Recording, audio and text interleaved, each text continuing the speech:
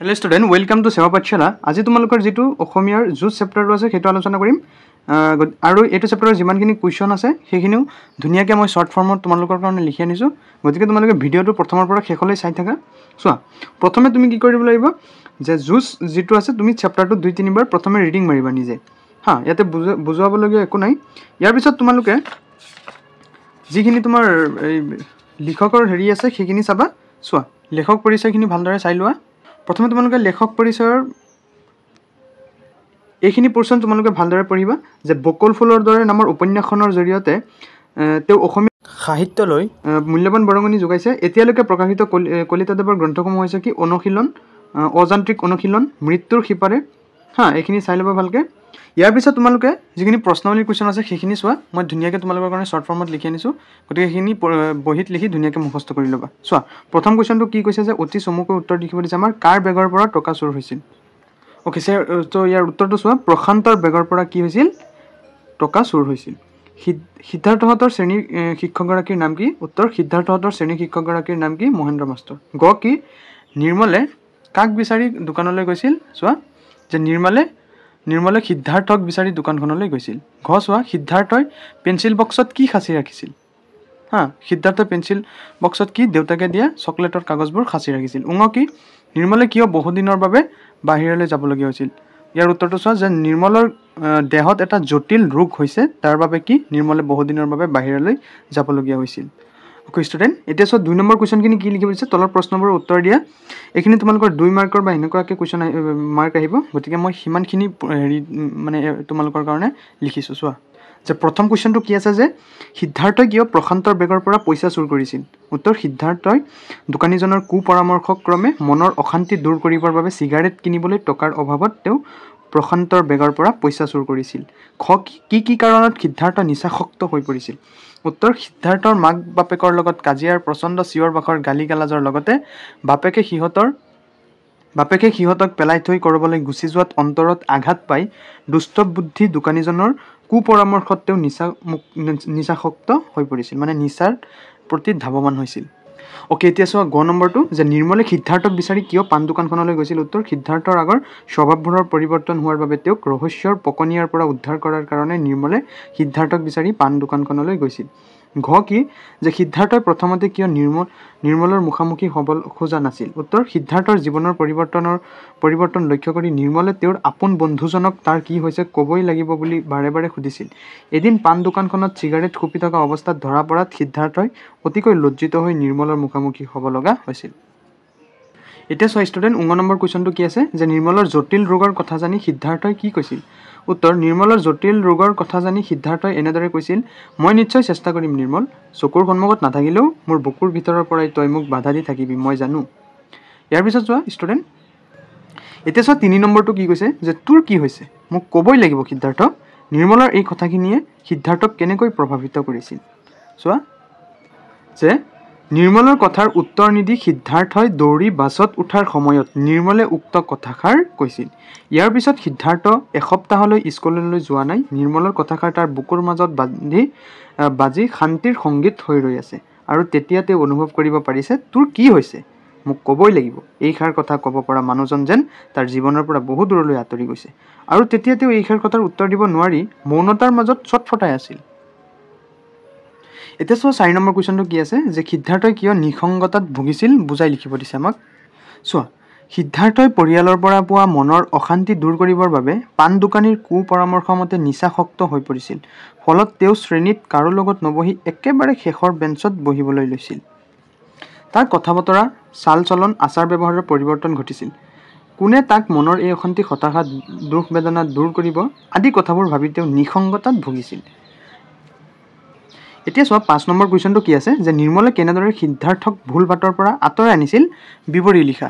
এইটো তোমালোকৰ 4 বা 3 মাৰ্কৰ আহিব পাৰে। চোৱা ইয়াৰ উত্তৰ হ'ব নিৰ্মলে সিদ্ধাৰ্থক ভুল বাটৰ পৰা আঁতৰাই আনিবলৈ এনেদৰে বুজাইছিল যে আচল কথাটো হ'ল মানুহৰ মনে জীৱনটোক ভাল পাব লাগিব, হয় নহয়?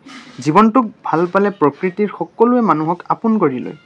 আচলতে মন গ'লে সুখী হ'ব পাৰি, গল্প উপন্যাস লিখিব নোৱাৰিলেও সেইবোৰ পঢ়ি আনন্দ পাব পাৰি।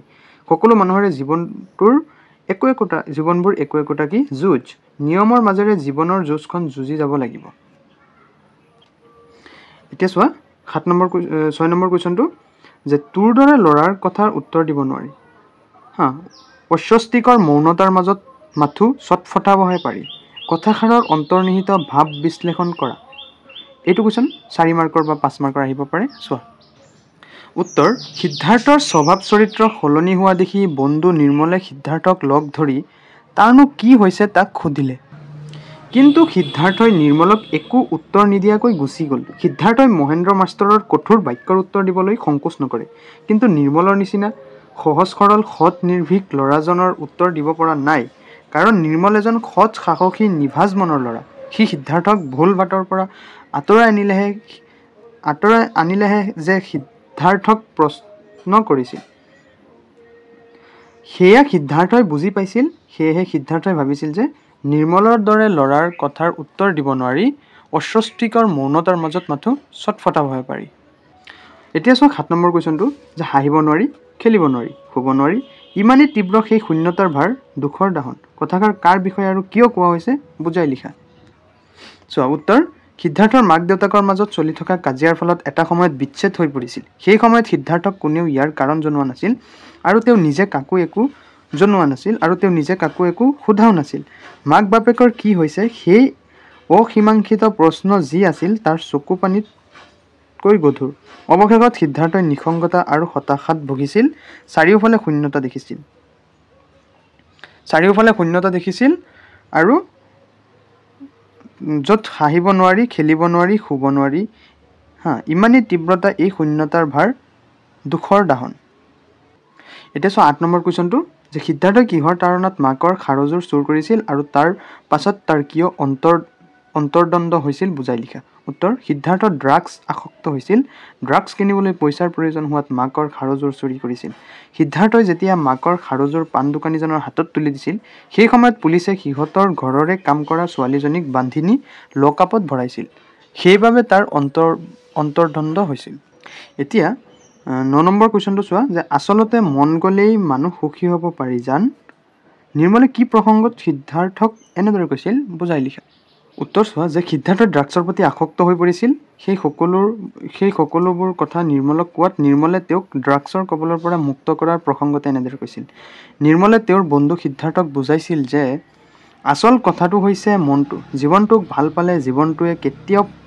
প্ৰবঞ্চনা নকৰে এই নদী পাহাৰ মূৰৰ ওপৰৰ আকাশ জন্তু তৰাবোৰ মন গ'লে পাব পাৰি এইবোৰ ভাল পোৱা শূন্য নহয় আচলতে মন গ'লেই সুখী হ'ব পাৰি জান ইয়াৰ পিছত 10 নম্বৰ কুৱেশ্যনখিনি চোৱা মই যেনেকৈ লিখিছোঁ তেনেকৈ লিখিবা 1 মাৰ্কো কাটিব নোৱাৰে তোমালোকে এনেকৈ লিখিবা মই যেনেকৈ লিখি দিছোঁ চোৱা ব্যাখ্যা কি কৈছে নোপোৱা মৰম পোৱাৰ আশাই যেন তাক দুৰ্বল আৰু অভিমানী কৰে চোৱা ইয়াৰ উত্তৰ উক্ত কথাভাগি আমাৰ পাঠ্যপুথিত থকা ডক্টৰ মৃণাল কলিতাই লিখা যুঁজ নামৰ পাঠটিৰ পৰা তুলি অনা হৈছে সিদ্ধাৰ্থই যে বেয়া কাম কৰিছে এইটো সত্য এই সত্য কামৰ আঁৰত যে তাৰ এক তৰুণ কাহিনী সোমাই আছে এই কথা ক'বলৈ গৈ এনেদৰে কোৱা হৈছে সিদ্ধাৰ্থই বুজা হোৱাৰ সময়ৰ বয়সৰ পৰাই মাক দেউতাকৰ ব্যৱহাৰ দেখি কি হৈছিল হতাশ হৈ পৰিছিল পিছত এদিন সিহঁতক এৰি দেউতাক কৰবালৈ গুচি যোৱাত মাকৰ পৰাও পাবলগীয়া মৰম চেনেহ নোপোৱাত সি চাৰিওফালে কেৱল হতাশা আৰু শূন্যতা দেখিবলৈ পালে সেইকাৰণে সি বেছি দুৰ্বল আৰু অভিমানী হৈ পৰিছিল কি যে মানুহে দেখা ঘৃণনীয় সত্যৰ আঁৰতো হয়তো কেতিয়াবা লুকাই থাকে আন কিছুমান কৰুণ সত্য চোৱা প্ৰসংগ উক্ত কথাভাগি আমাৰ পাঠ্যপুথিত থকা ডক্টৰ মৃণাল কলিতাই লিখা যুঁজ নামৰ পাঠটোৰ পৰা তুলি অনা হৈছে চোৱা সংগতি কেতিয়াবা দেখা পোৱা ক্ষুদ্ৰ ঘটনাবোৰৰ আঁৰত কিছুমান কৰুণ কাহিনী লুকাই থকা দেখা পোৱাৰ প্ৰসংগতে লেখকে উক্ত কথাষাৰ অৱতাৰণা কৰিছে এতিয়া চোৱা ব্যাখ্যা যে সিদ্ধাৰ্থই হাঁহি ধেমালি কৰা ল'ৰা আছিল কিন্তু কেইমাহমানৰ পৰা সি বন্ধুসকলৰ পৰা আঁতৰি শ্ৰেণীৰ পিছফালে বহিবলৈ ল'লে আনহাতে শিক্ষকে দিয়া ঘৰৰ কামবোৰ নকৰি মাজে মাজে স্কুলো ক্ষতি কৰিছিল আনকি তেওঁ এদিন স্কুলৰ লগৰ ল'ৰাৰ বেগৰ পৰা টকাও চুৰি কৰিছিল সিদ্ধাৰ্থৰ এনে পৰিৱৰ্তন তেওঁ বন্ধু নিৰ্মলে সহজে মানি ল'ব পৰা নাছিল সি ভাবিছিল যে কেতিয়াবা মানুহে দেখা ঘৃণনীয় সত্যৰ আঁৰতো লুকাই থাকে আন কিছুমান কৰুণ সত্য আৰু এইবোৰ তেওঁ বিচাৰি উলিয়াবই এতিয়া চোৱা যে পাবলগীয়া মৰমবোৰ হেৰুৱাই এখন ভাগি যোৱা সংসাৰৰ সি হৈ পৰিছিল এটা বিদ্ৰোহ অথচ কৰুণ চৰিত্ৰ প্ৰসংগ চোৱা উক্ত কথাভাগি আমাৰ পাঠ্যপুথিৰ অন্তৰ্গত ডক্টৰ মৃণাল কলিতাৰ যুঁজ নামৰ পাঠটিৰ পৰা তুলি অনা হৈছে উক্ত কথাভাগিৰে সিদ্ধাৰ্থৰ এক কৰুণ চিত্ৰ দাঙি ধৰিছে সিদ্ধাৰ্থৰ মাক দেউতাকৰ মাজত কাজিয়া আৰু শেষত বিচ্ছেদ, এই সকলোবোৰৰ মাজত সিদ্ধাৰ্থৰ কোমলীয়া মনটো ভাঙি ছিঙি থান বান হৈ গ'ল। তেওঁলোকৰ কাজিয়া ইমানেই তীব্ৰতৰ আছিল যে সিদ্ধাৰ্থৰ চকুপানীবোৰ তেওঁলোকে দেখাই নাপালে। সিদ্ধাৰ্থক মৰমৰ মাত এষাৰ দিয়া মানুহৰ অভাৱ হ'ল। ফলস্বৰূপে সিদ্ধাৰ্থ হৈ পৰিল নিঃসংগ আৰু হতাশাগ্ৰস্ত। পাবলগীয়া মৰমবোৰ হেৰুৱাই এখন ভাঙি যোৱা সংসাৰৰ সি হৈ পৰিছিল এটা কৰুণ চিত্ৰ। ইয়াৰ পিছত চোৱা দহৰ ব্যাখ্যাৰ যে সকলো মানুহৰে জীৱনবোৰ একো একোখন যুঁজ। প্ৰসংগ: উক্ত কথাফাকি আমাৰ পাঠ্যপুথিৰ অন্তৰ্গত ডক্টৰ মৃণাল কলিতাদেৱৰ যুঁজ নামৰ পাঠটিৰ পৰা তুলি অনা হৈছে। প্ৰসংগ সংগতি চোৱা যে প্ৰত্যেক মানুহৰ জীৱনটো সুন্দৰ কৰি চলাই যাবলৈ যে কঠোৰ সংগ্ৰাম বা যুঁজ কৰিবলগীয়া হয়, উক্ত কথাকাৰিয়ে তাকেই বুজাইছে। ব্যাখ্যা চোৱা, ইয়াত লিখকে ক'ব বিচাৰিছে যে প্ৰত্যেক মানুহৰ জীৱনবোৰ হৈছে একো একোখন কি যুঁজ। সেই যুঁজখনতেই হয়তো জীৱনৰ আনন্দ, হয়তো যুঁজখনেই জীৱনটো। নিয়মৰ মাজেৰে জীৱনৰ যুঁজখন যুঁজি যাব লাগিব। নিয়মৰ বাহিৰে হৈও খেলিলে বজাব লাগিব ৰেফাৰীৰ হুইচেলটো। প্ৰত্যেক মানুহৰে সমস্যাবোৰক লেখকে যুঁজ বুলি কৈছে। ই শাৰীৰিক কিংবা মানসিক হওক আৰু প্ৰত্যেকেই নিজৰ নিজৰ জীৱনৰ এজন যুঁজাৰু। এতিয়া চোৱা 11 নম্বৰ কুৱেশ্যনটো যে যুঁজ গল্পটোৰ শিৰোনামৰ তাৎপৰ্য বুজাই লিখিব দিছে আমাক। অ'কে, ইয়াৰ উত্তৰটো চোৱা। ডক্টৰ মৃণাল কলিতাৰ যুঁজ এটা চুটি গল্প য'ত দুজন কিশোৰৰ জীৱনৰ অন্তৰংগ কাহিনী ফুটাই তোলা হৈছে। গল্পত সিদ্ধাৰ্থ নামৰ ল'ৰাজনে নিঃসংগতাৰ বাবে ধীৰে ধীৰে ড্ৰাগছৰ কবলত পৰাৰ দৃশ্য আছে আৰু নিৰ্মল নামৰ আন এজন ল'ৰাজনে দুৰাৰোগ্য ৰোগত ভুগি থাকিও বন্ধু সিদ্ধাৰ্থক সেই বিপদজনক পথৰ পৰা উলিয়াবলৈ চেষ্টা কৰে। লিখকে এই দুয়োজনৰ নিজৰ নিজৰ সংগ্ৰামক যুঁজ বুলি অভিহিত কৰিছে। সিদ্ধাৰ্থৰ যুঁজ নিজ মন আৰু আসক্তিৰ বিপক্ষে আৰু নিৰ্মলৰ যুঁজ অসুখী শৰীৰৰ বিপক্ষে। শিৰোনামাটো এই দুটা মানসিক আৰু শাৰীৰিক যুদ্ধৰ প্ৰতীক। ইয়াৰ জৰিয়তে লেখকে দেখুৱাইছে যে জীৱন যি হওক, হাৰ যিয়েই নহওক, মানুহে নিজৰ বিপদ আৰু সমস্যাৰ সন্মুখীন হৈ সদায় যুঁজ দিয়াটো প্ৰয়োজন। এতিয়া চোৱা 12 নম্বৰ কুৱেশ্যন, ব্যাস বাক্যসহ সমাসৰ নাম লিখা। এক হৈছে মৃত্যু শীতল, ইয়াৰ হ'ব মৃত্যুৰ দৰে শীতল যি হৈছে কৰ্মধাৰয় ক্ষমা। ছেকেণ্ড হৈছে চোৱা অসহনীয়, যিটো সহন কৰিব নোৱাৰি, অব্যয়ভাৱ ক্ষমা। 3 চোৱা অতল, যাৰ কোনো তলি নাই, অব্যয়ভাৱ ক্ষমা। 4 চোৱা অমীমাংসিত, মীমাংসাৰ অতীত, অব্যয়ভাৱ ক্ষমা। বেপৰোৱা মানে পৰোৱাৰ অতীত, অব্যয়ভাৱ ক্ষমা। অচিনাকি, যাক চিনি পোৱা নাযায়, অৰ্থাৎ অব্যয়ভাৱ ক্ষমা। নেক্সট চোৱা 13 নম্বৰ যে বাক্য ৰচনা কৰা। উজাগৰে, সি ৰাতি ৰাতি উজাগৰে থাকি পঢ়া শুনা কৰিছিল। অবাধ্য, নয়ন একেবাৰে অবাধ্য ল'ৰা। অৱলম্বন, কৰোনা মহামাৰীৰ পৰা নিজকে তথা নিজৰ ঘৰখনক বচাই ৰাখিবলৈ আমি উপযুক্ত সাৱধানতা অৱলম্বন কৰা উচিত। খেৰ কুটা মানে বিপদত পৰিলে মানুহ খেৰ কুটাৰ ডালকে বাচিবলৈ খামুচি ধৰে। নেক্সট 14 নম্বৰ সমাৰ্থক শব্দ। নীৰৱতা, নিঃশব্দ, বিষাদ, শোক, প্ৰস্তৰ, শিল, একাকীকত্ব, অকলশৰীয়া, আন্ধাৰ, তিমিৰ,